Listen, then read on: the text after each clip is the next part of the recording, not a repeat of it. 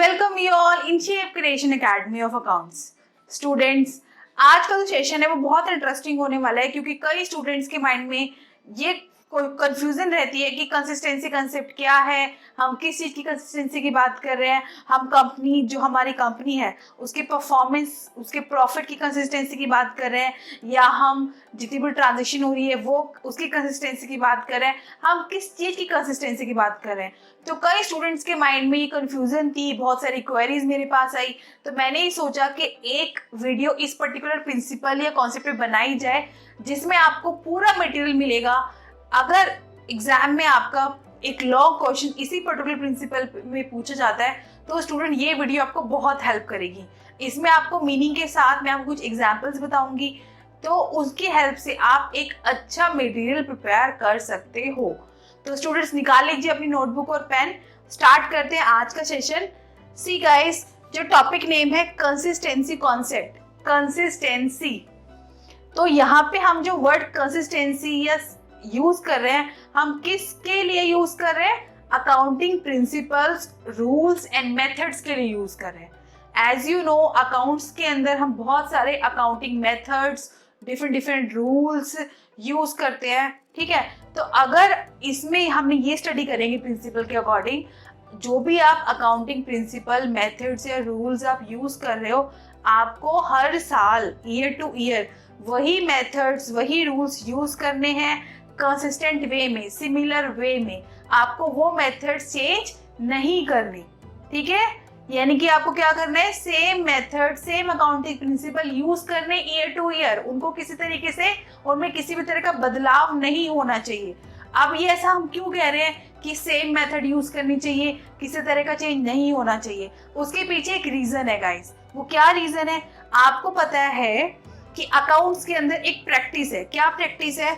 हम क्या करते हैं, प्रीवियस ईयर और ये हो गया करंट ईयर। अकाउंट्स के अंदर हम क्या करते हैं, करंट ईयर के प्रॉफिट को प्रीवियस ईयर के प्रॉफिट से कंपेयर करते हैं। फॉर एग्जांपल ये 2001 और ये 2002। आप क्या करते हो, करंट ईयर के प्रॉफिट को प्रीवियस ईयर के प्रॉफिट से कंपेयर करते हैं, ये देखने के लिए कि जो प्रॉफिट है आपका इंक्रीज हो रहा है या वो डिक्रीज हो रहा है, या उसमें कोई चेंज नहीं आया, नो चेंज, ये देखते हैं हम, ठीक है। और ये आप तभी देख पाओगे जब आपने इस ईयर में भी सेम मेथड यूज किए और इस ईयर में भी आपके सेम मेथड यूज किए। फॉर एग्जाम्पल, हम एक एग्जाम्पल ले लेते हैं। सपोज 2001 में जो आपने प्रोडक्शन टेक्निक, एक आपने प्रोडक्शन टेक्निक यूज करी है, ठीक है, वो बहुत कॉस्टली थी। क्या थी वो प्रोडक्शन टेक्निक? जो थी वो क्या थी? कॉस्टली। और 2000, अब आपको लगा 2002 में कि वो कॉस्टली है, तो आपने यहाँ पे एक अनदर प्रोडक्शन टेक्निक यूज करी जो चीप थी, चीपेस्ट थी। अब ऑब्वियसली 2001 में आपने कॉस्टली प्रोडक्शन टेक्निक यूज करी है, तो प्रॉफिट क्या होगा? रिड्यूस। प्रॉफिट रिड्यूस हो गया आपका, क्योंकि कॉस्ट, आपकी कॉस्ट ऑफ प्रोडक्शन इंक्रीज हो गया। कॉस्ट ऑफ प्रोडक्शन इंक्रीज होगा तो अल्टीमेटली आपके फर्म का जो प्रॉफिट होगा वो क्या होगा? डिक्रीज होगा। और इस ईयर में आपने चीपेस्ट प्रोडक्शन टेक्निक यूज करी, उससे जो आपको प्रॉफिट क्या होगा? इंक्रीज होगा।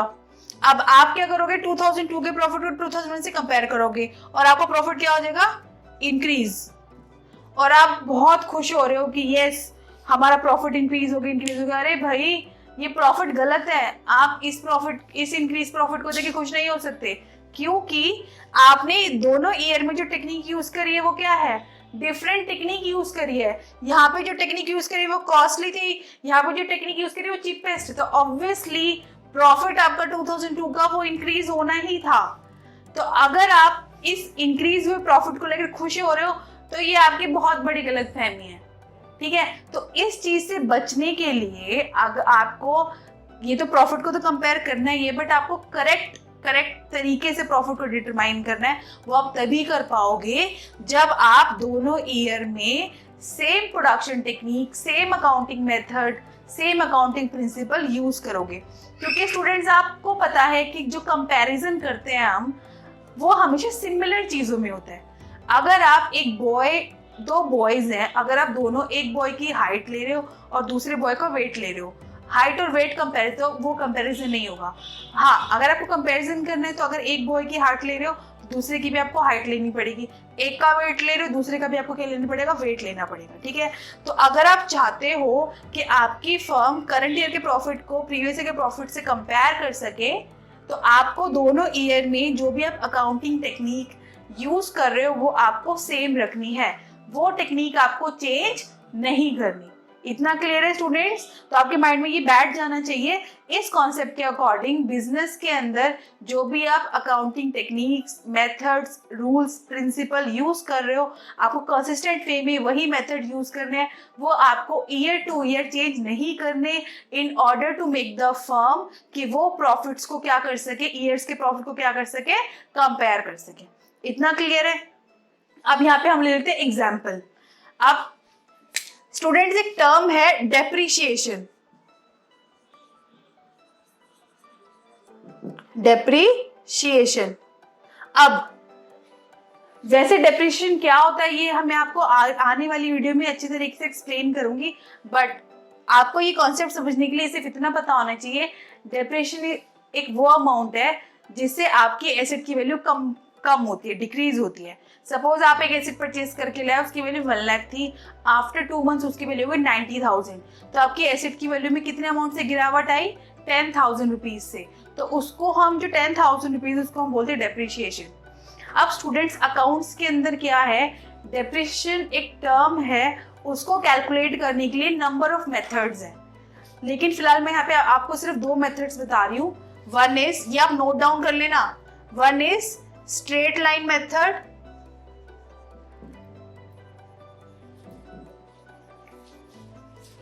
and another one is written down value method.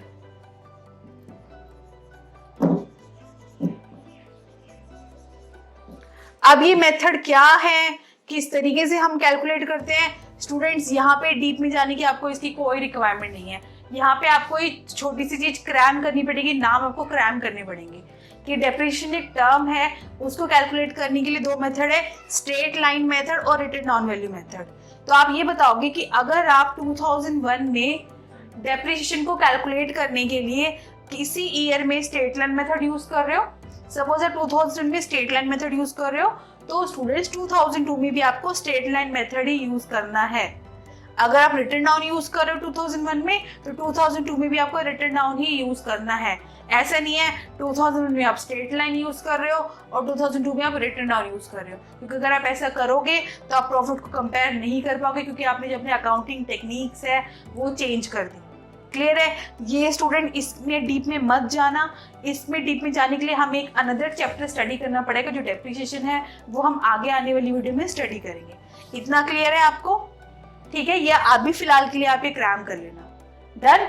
चलो, अब नेक्स्ट थिंग इज, हम ये तो कह रहे हैं कि हमें अकाउंटिंग प्रिंसिपल चेंज नहीं करनी, बट गाइज अगर आपको लगता है ड्यू टू चेंजिंग सर्कमस्टांसेस, आपको पता है आपका जो फ्यूचर है वो अनसर्टेन है, आपकी जो बिजनेस कंडीशन है वो सेम नहीं रहती, तो अगर आपको लगता है कि ड्यू टू चेंजिंग सर्कमस्टांसेस आपको मेथड चेंज करने चाहिए, तो आपको चेंज कर लेना चाहिए। इसका मतलब, इस कॉन्सेप्ट का मतलब ये नहीं कि इस कॉन्सेप्ट ने आपको रिजिड बना दिया, आप चेंज ना कर सको। अगर आपको लगता है कि आपको चेंज कर लेना चाहिए तो चेंज कर लेना चाहिए। जैसे यहाँ पे मैंने आपको बताया जो प्रोडक्शन टेक्निक है वो कॉस्टली है, ठीक है, और जो ये सेव और जो 2002 में आप जो प्रोडक्शन टेक्निक है वो चीपेस्ट है। तो अगर आपको लग रहा है कि कॉस्टली टेक्निक यूज करने से आपका प्रॉफिट डिक्रीज हो रहा है गाइस, तो आपको ये टेक्निक चेंज कर लेनी चाहिए। आपको जो चीपेस्ट टेक्निक है प्रोडक्शन की वो यूज कर लेना चाहिए। ऐसा नहीं है कि आप स्ट्रिक्ट हो गए कि आपको चेंज ही नहीं करना। डन? क्लियर है आपको? तो आई होप आपको ये पूरा मटेरियल समझ में आ गया होगा। तो इन केस फिर भी अगर आपको किसी भी तरह की कोई भी क्वेरी है या अगर आपको और मटेरियल चाहिए तो आप मुझे नीचे कमेंट सेक्शन में लिख सकते हैं, ठीक है। और आपको अगर प्रिंसिपल से रिलेटेड और भी वीडियोस देखनी है तो आप मेरे चैनल पे जा सकते हैं। मेरे चैनल का नाम है शेप क्रिएशन एकेडमी। आपको वहाँ पे बहुत सारे अकाउंटिंग की वीडियोस मिल जाएंगी डिफरेंट टॉपिक्स पे, आपके लिए वो काफ़ी हेल्पफुल होंगी, ठीक है। तो अगर आपको मेरे आज का सेशन पसंद आया हो तो प्लीज लाइक करिए, शेयर करिए, सब्सक्राइब करिए and also press the bell icon. Thank you students, good luck.